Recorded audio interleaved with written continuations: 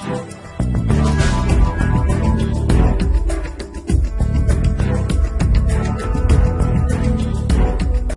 evening, everyone. Today we are joined by a voice who has become one of the most influential thinkers, challenging cultural decay, ideological extremism, and the collapse of reason in modern society. He is born in Beirut, educated in Canada and the United States, and now he's a professor at Concordia University. Dr. Gad Saad has spent decades studying how ideas shape human behavior and how bad ideas can destroy nations. He is the author of the best-selling book, The Parasitic Mind, and the host of The Sad Truth, followed by millions around the world. Dr. Saad, I'm so happy to have you. You are most welcome on the Capital Show. Sharafna, if I can just make one small correction. Yes, I am a professor at Concordia, but I'm currently a scholar at the Declaration of Independence Center for the Study of American American Freedom at Freedom, University of Mississippi. Yeah, Mazboot. my fault. You left Concordia University 2018. خلينا No, نحكي. sorry to correct you, just to be clear. I've been on a 2-year leave from Concordia. But Okay. anyways, كفي. المهم هلا you were born in Beirut and your Correct. family left during the civil war. Mhm. لما بتطلع when you look to Lebanon at Lebanon today economically social the country is socially collapsed. What do you believe is the deep cultural root of its decline? شو reason الأساسية؟ Well, I mean, of course, there are many. It's corruption certainly doesn't help. Having a society that is organized along tribal lines, in this case, what your religious heritage is مم. probably not a good idea. And that's one of the reasons why in the first chapter of the Parasitic Mind, مم. I discussed my history in Lebanon because we now see in the West many political parties trying to use identity politics as a way to organize society.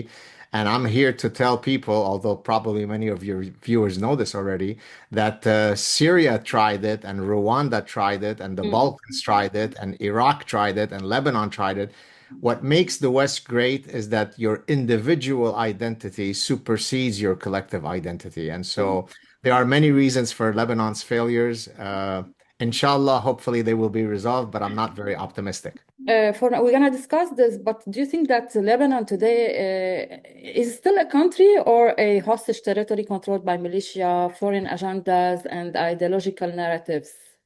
I mean, I think it's still a country, but the latter statement that you said is also true, right? I mean, officially it is a sovereign nation, although we don't know how sovereign it is. So you're exactly right. You can't have a proud, independent country that is constantly at the whims of more powerful Mm. regional players. And so, yes, that is a problem. Uh, what is the dominant idea in Lebanon?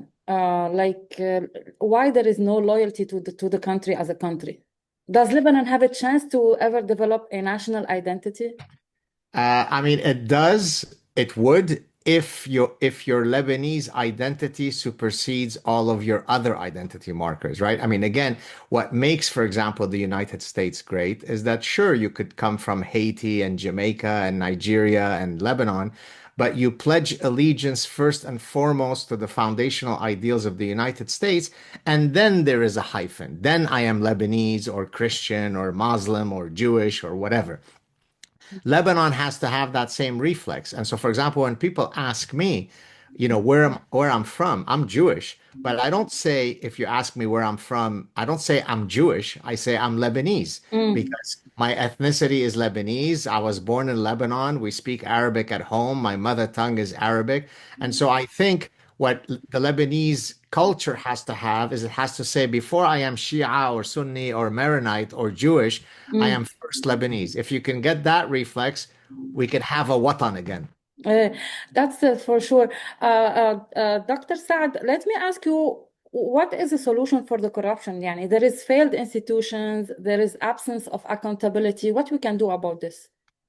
I mean, it's the answer to this is not one that is specific to Lebanon, right? Every single year there is a corruption index that comes out from around the world, and you typically have the same countries that score very highly.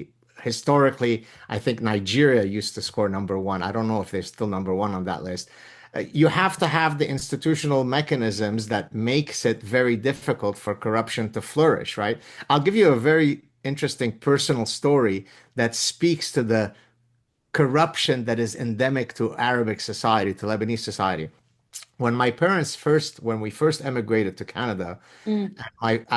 during the Civil War, and my father found out that he was repeatedly receiving uh, parking tickets from the police. He went around and asked, "Okay, so who's the policeman that I have to speak to solve this problem?" Because he thought, "Okay, you give a bit of bakshish and then the problem goes away." And then when he was told, "Well, sorry, but this is not how it works in Canada," his answer was, "What kind of barbaric society is this?" Oh my So gosh. so the fact that you had a lawful society where policemen cannot be corrupted. Now, I'm not trying to criticize my dad here. I'm simply No, saying that even for an honest man like my dad, it was totally part of the reality of doing business to be able to give a bit of bakshish and solve a yeah, problem. yeah. Well, you have to get rid of that reflex, and hopefully you'll have a better society. It's gonna take it's a long way for to achieve this. Many in the West still describe Hezbollah as a mukawama, as a political party, as a resistance.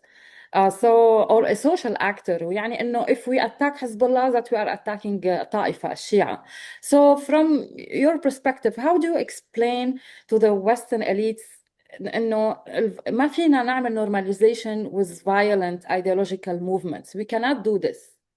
Right. I mean, this is, of course, something that I look at with great dismay in the West because the West doesn't have what I call, in my forthcoming book, Suicidal Empathy, I talk about a new concept that I've coined, which I call cultural theory of mind. And let me explain what that is, and then I'll come back to your question. Theory of mind is something that all human beings should have. For me and you to have a good conversation, I have to put myself in your mind and think about what you might be thinking in order for us to have a meaningful conversation. Autistic children, by the way, usually fail the theory of mind test. That's precisely why they are autistic. Well, cultural theory of mind is when one culture is trying to have a conversation with another culture, not recognizing that the values of this other culture may Mm, not be shared with those of the other culture, right? So, for example, if in the West we are generous, we are empathetic, we are compassionate, we are magnanimous, many people in the Arab world will read that as weakness, weakness, weakness, weakness. And so, mm, therefore, we're talking in parallel to each other. We're not talking to each other. So, to your question about Hezbollah, oftentimes people in the West have a completely romanticized view of many of these groups. They're just freedom fighters, they're just holy religious fighters, and so on. I mean, I see this every day in academia. The level of stupidity amongst academics is simply baffling. And so, of course, my answer to this is what is the unifying theme of Hezbollah? Is it one that is consistent with Western values? And I hate to say it's not. mm. What about the brainwashing these young people in Hezbollah and the Shia particularly? And what is the motives that they are relying on to get these people involved ويكون عندهم البيئة الحاضنة يعني this consolidation between each other. What do I you mean, how yes, I don't think it applies only to Hezbollah. I mean, it applies to anybody who is parasitized by bad ideas, right? This is why. So the Parasitic Mind, the book that I wrote, yeah. let me explain to you the background to it because then it could be used to explain why the young people fall for Hezbollah, or it could be explained as to why we believe now that men too can menstruate. It's the same mechanism that's hijacking your brain.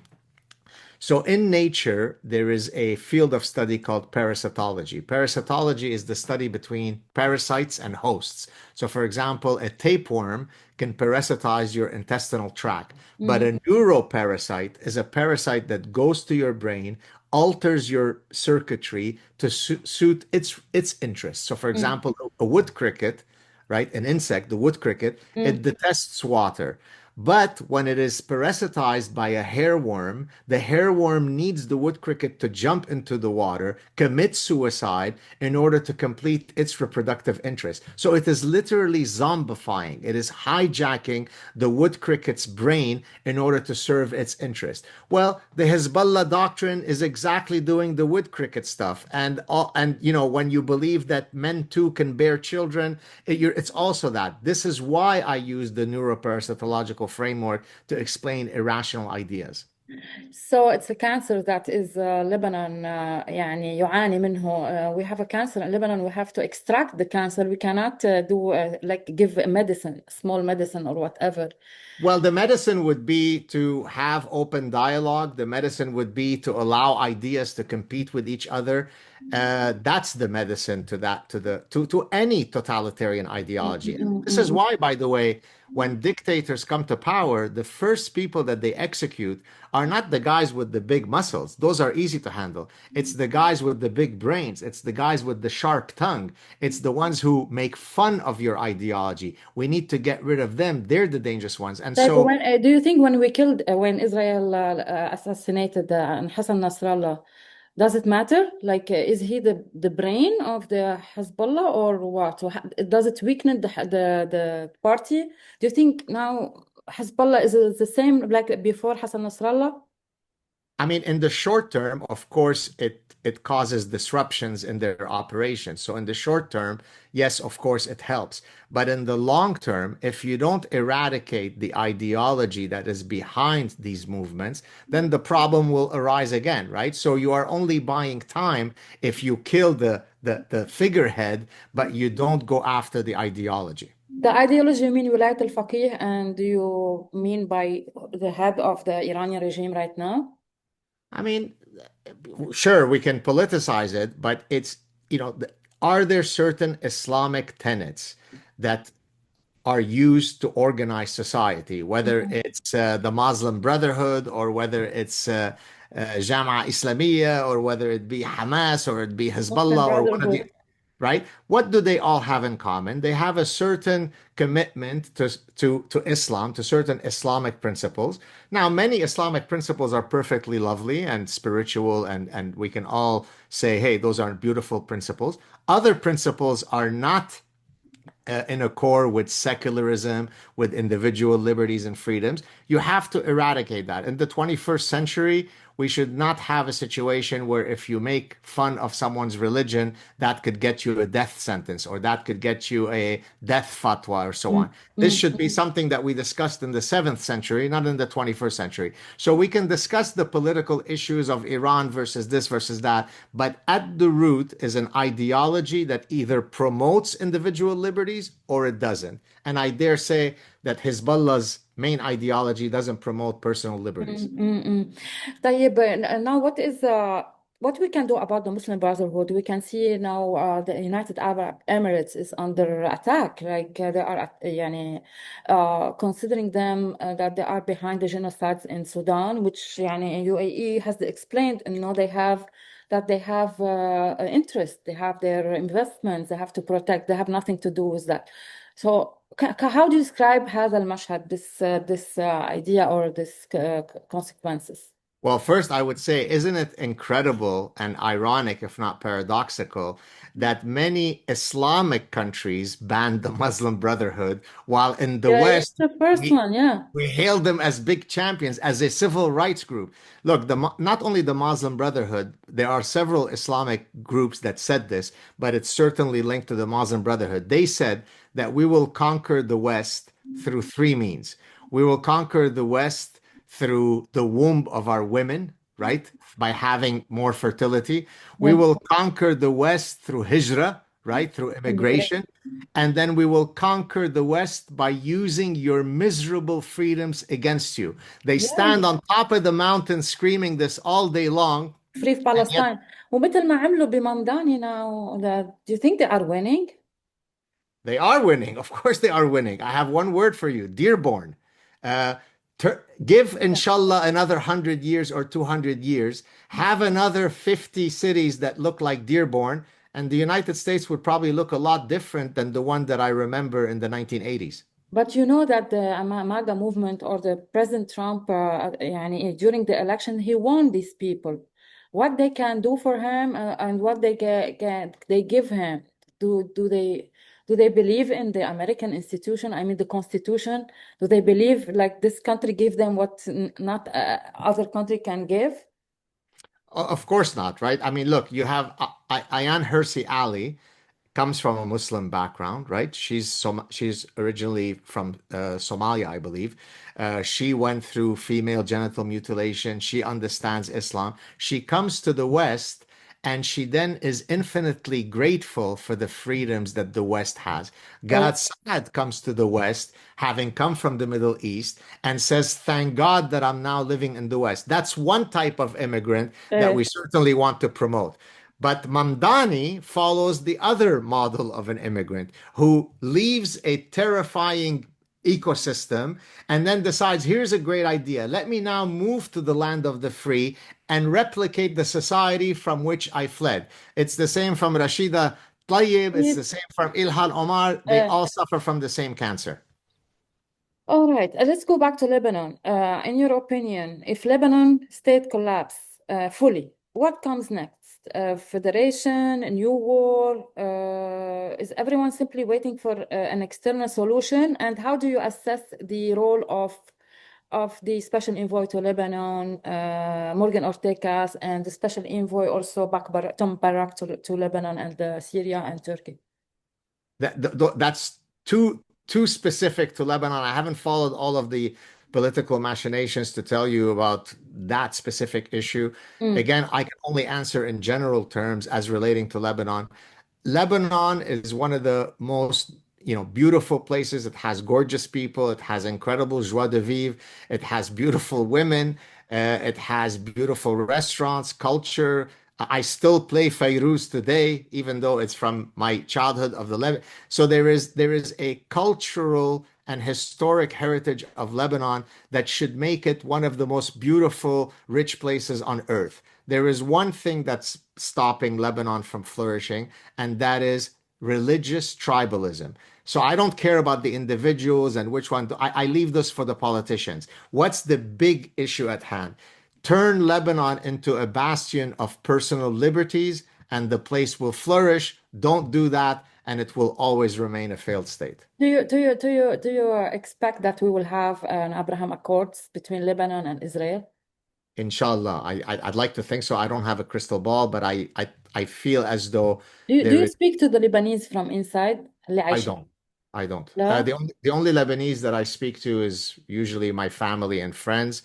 I have been, by the way, invited back to Lebanon on a few occasions, and I've Do you never, do you fear to go? of course.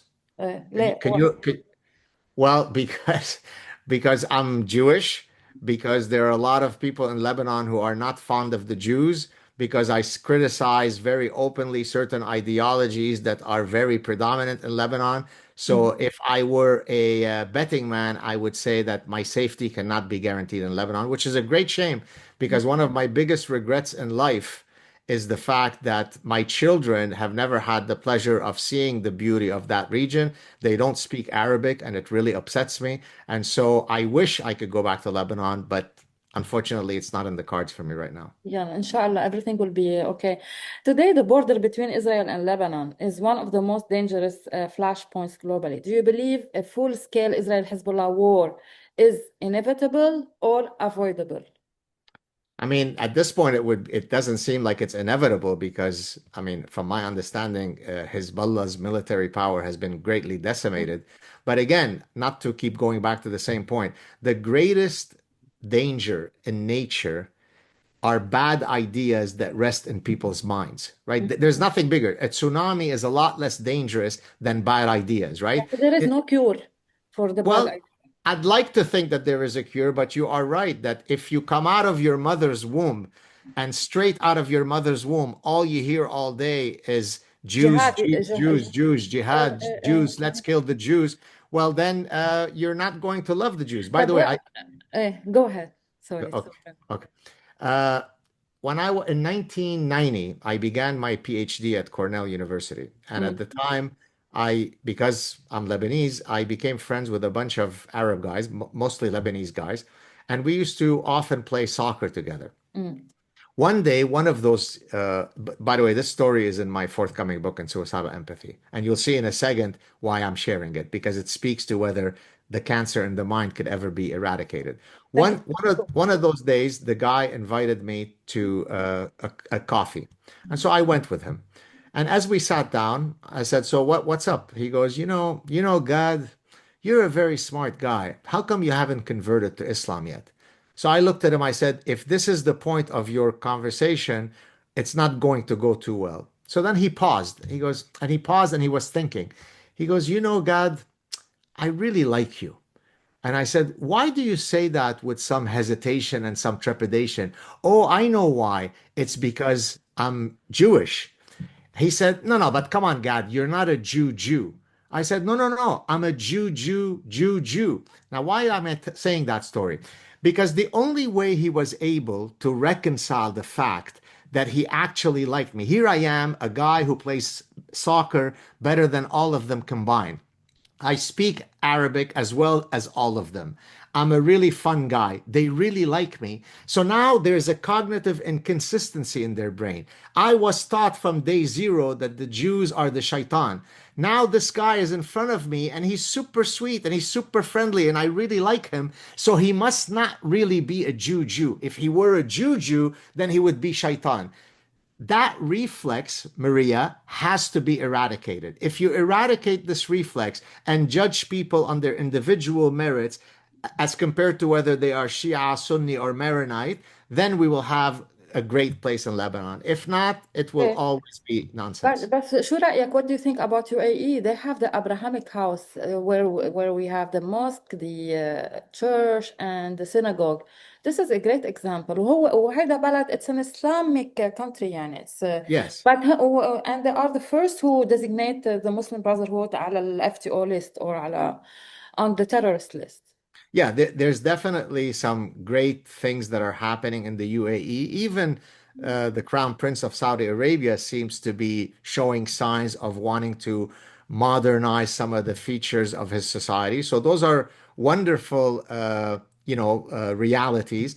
But I will only celebrate that there is complete plurality when a Christian could become a leader in one of those countries where you could truly have equal rights.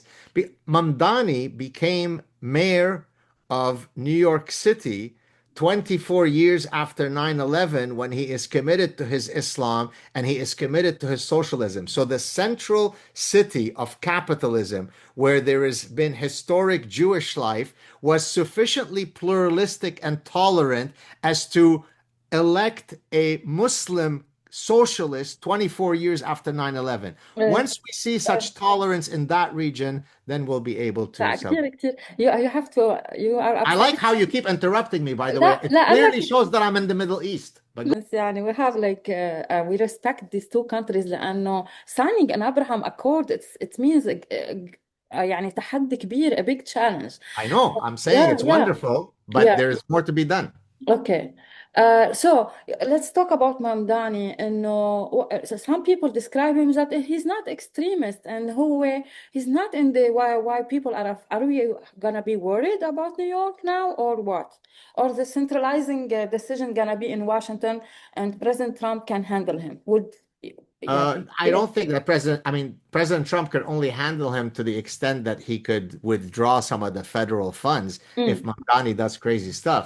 mm, But even if we leave the whole Islamic part of Mamdani out, which is not something that is easy to leave out, has socialism and communism been tried in countless countries over the past 100 years? The answer is yes. Has it ever been successful? The answer is no. The reason why it's not successful because socialism and communism are great models if you are a social ant.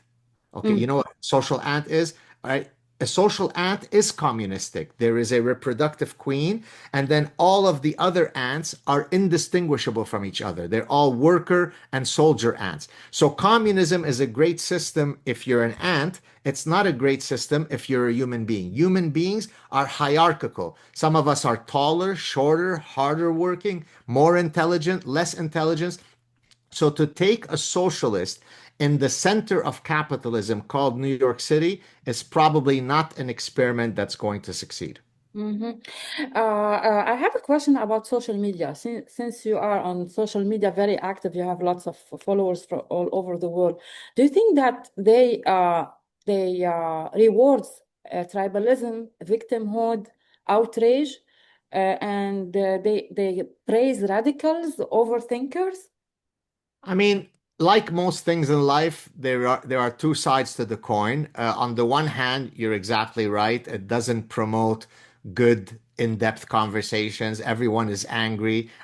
I'm a lot more spicy on social media than I am when you meet me because I'm going into the arena with pigs and I'm wrestling with them in the mud. And so the conversation is not always the best one that you could have. But on the other hand, social media has allowed me to have a gigantic platform, right?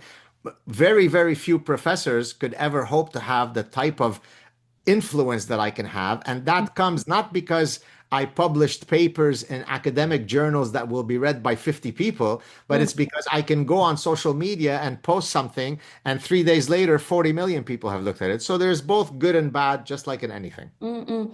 طيب since يعني أنت you are an academic شو رأيك how do you think why the universities in the United States are infiltrated by radicalism by destructive ideologies why what happened ليش صار هيك Right. Well, so that's exactly what I cover in the parasitic mind.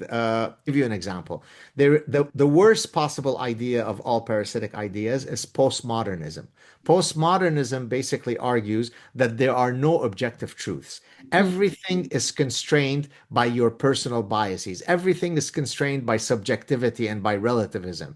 So that framework allows you to then say up is down, left is right, men are women, peace is war, because it's complete intellectual terrorism, right? If there are no objective standards of truths, there are no objective standards of morality, then anything goes. So that would be one example of many of how terrible ideas began in the university and eventually they become our politicians. So if you take, for example, Justin Trudeau, our former prime minister, he was a walking manifestation of every parasitic idea that I discuss in my book. So he is a product of the progressive education system that he comes from.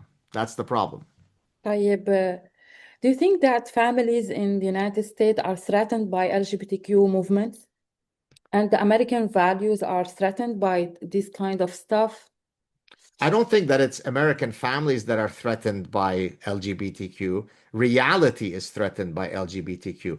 Look, more power to you if you are an LGBTQ person. I'm a very socially liberal person. I don't care what you self-identify at. I don't care who you sleep in bed with.